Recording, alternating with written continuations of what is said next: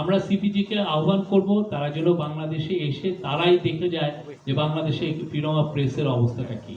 আমরা মনে করি এখন বাংলাদেশে ফ্রিডম অফ প্রেস বা জার্নালিস্টরা যে ফ্রিডমটা এনজয় করছেন এটা গত 53 ইয়ার্সে আমাদের 1971 সালে আমাদের স্বাধীনতার পরে এত বেশি এত ফ্রিডম কোনোদিন কেউ এনজয় করেননি।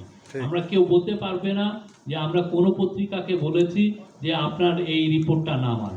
আমরা কাউকে থ্রেট করেছি, কাউকে ইনফ্লুয়েন্স করেছি, কাউকে প্রেশার করেছি, এরকম কোনো ঘটনা হয়নি।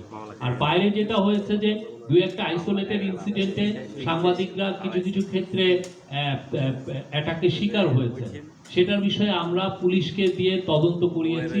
কিছু কিছু ক্ষেত্রে আমরা দেখছি যে সাংবাদিকরাও কমপ্লেন লঞ্চ করতে চান না।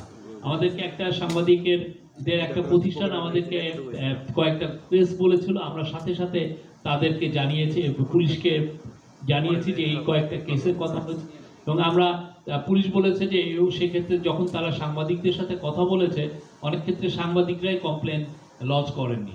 আমরা চাই সাংবাদিকরা কোনো রকমের ইন্টিমিডেশন, কোনো রকমের থ্রেট, কোনো রকমের অ্যাটাক ছাড়া তারা নির্বিঘ্নে তাদের জার্নালিজম করবেন এবং তারা সব ধরনের রিপোর্ট করবেন। আমাদের এটা যদি আমাদের এগেনস্টে আসে মোস্ট ওয়েলকাম, যদি ক্রিটিক্যাল রিপোর্ট হয়। আমরা সবার ফ্রিডমে বিশ্বাসী।